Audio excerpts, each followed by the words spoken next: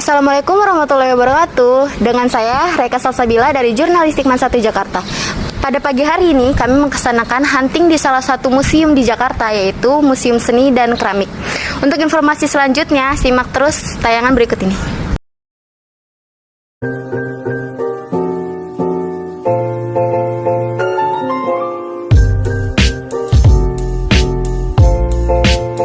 Perkenalkan, nama saya Abdurrahman Hakim. Saya berasal dari Jurnalistik Man 1 Jakarta, ingin meliput ruangan tentang BMKT atau benda muatan kapal tenggelam.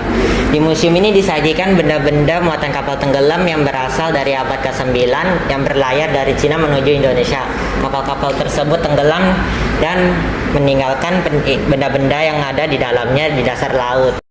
Bisa kita lihat di belakang saya terdapat salah satu lukisan karya Sujono yang bertemakan menyeberang jalan.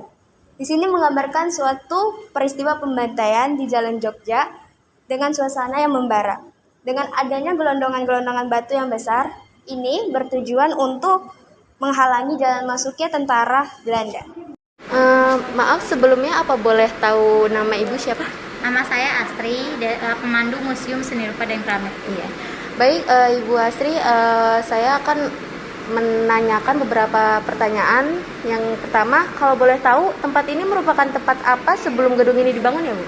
Sebelum gedung ini dibangun, mungkin lebih ke sebelum dijadikan sebagai Museum Seni Rupa dan Keramik ya.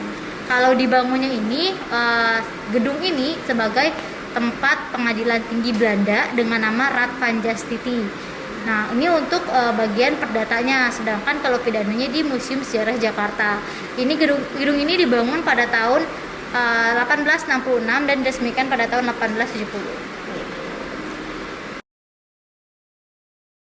Nah, kalau Museum Seni Rupa dan Keramik ini diresmikan, ini kalau misalnya ditarik ke belakang dulu. Jadi itu awalnya sebelum jadi sebagai museum itu diresmikannya ini sebagai Balai Seni Rupa. Jadi bukan sebagai museum, hanya sebagai balai. Nah, itu diresmikan pada tanggal 20 Agustus 1976. Baik. Lalu, mengapa gedung ini dialihkan fungsikan menjadi Gedung Seni Rupa dan Keramik? Nah, seperti yang tadi aku bilang, kan awalnya nih bukan sebagai tempat museum gitu, sebagai kantor pengadilan tinggi Belanda. Nah, itu tadi pertanyaannya mengapa? Nah, kan pada saat itu sekitar pada tahun 1976 itu atas dasar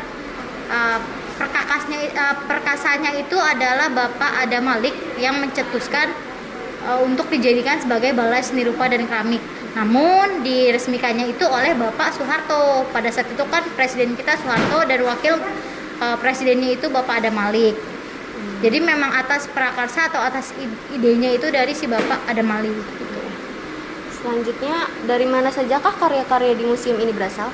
Karya-karya di museum ini kebanyakan dari kolektor. Nah, salah satu kolektornya itu kan Bapak Adam Malik.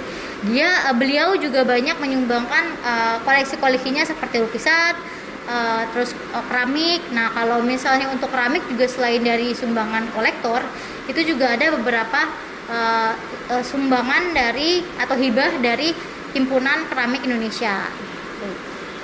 Lalu bagaimana proses pemindahan karya-karya tersebut ke museum ini? Proses pemindahannya tadi dari awalnya kan di tempat ini dijadikan sebagai Balai Seni Rupa, tempat pameran. Nah, itu para pelukis atau kolektor menaruhkan koleksi-koleksi lukisan maupun keramik di Balai Seni Rupa. Lalu setelah dipamerkan, biasanya ada beberapa yang diambil kembali oleh pelukis, ada beberapa juga yang disumbangkan langsung gitu. Jadi prosesnya biasanya langsung dari si pelukis atau dari kolektor yang menyumbangkan langsung ke museum, lalu disimpan atau dirawat oleh museum dan dipamerkan. Beberapa juga dipamerkan di ruang pamer. Ada yang di ruang pamer lukisan, ada juga yang di ruang pamer keramik. Terima kasih atas waktunya. Sekian dari kami. Assalamualaikum warahmatullahi wabarakatuh. Hari ini, Sabtu, tanggal 12 Maret 2022, saya Syahlana Urahayati dari Jurnalistik Man 1 Jakarta sedang berada di Museum Fathahillah. Dalam beberapa waktu ke depan, saya akan menampilkan cuplikan mengenai kondisi terkini di Museum Fathahillah. Untuk mengetahui lebih lanjut, Mari kita simak video berikut.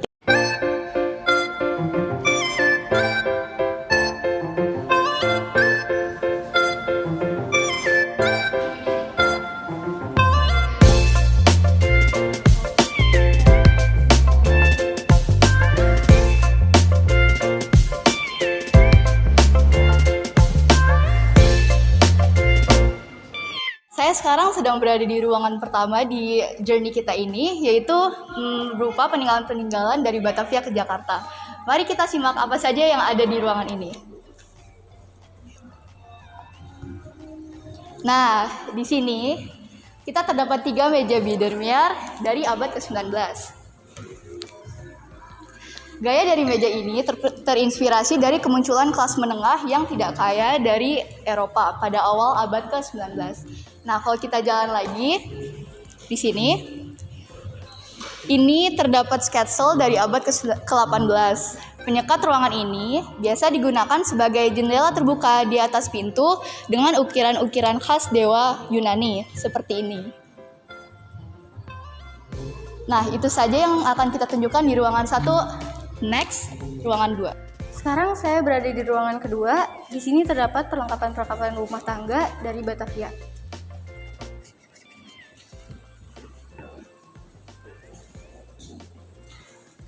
Yang pertama, di sini terdapat keramik heksagonal Cina abad ke-18 yang dikenal pula dengan nama Guandong Ware. Di bawahnya terdapat kendi tanah liat abad ke-19 yang dikenal dengan nama kendi Palembang. Di atasnya ada mangkuk kristal yang berasal dari Eropa abad ke-18 yang digunakan sebagai tempat buah. Lalu bawahnya terdapat keramik Eropa abad ke-19 yang terdapat hiasan kaligrafi Arab berisikan ayat-ayat suci dengan banyak kata yang terpotong. Selanjutnya di ruangan 3 terdapat bangku panjang yang dibuat di Batavia dengan gaya Renaissance.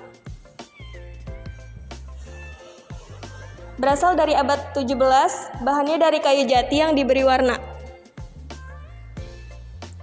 Lalu yang kedua, terdapat bangku panjang dari bahan kayu sawo dengan gaya empire berasal dari abad 18. Sekian kegiatan jurnalistik MAN 1 Jakarta pada kegiatan hunting hari ini. Terima kasih. Salam Manuan News. Demikian kunjungan kami di Museum Fathahillah. Semoga informasi yang kami berikan dapat bermanfaat. Terima kasih. Wassalamualaikum warahmatullahi wabarakatuh. Salam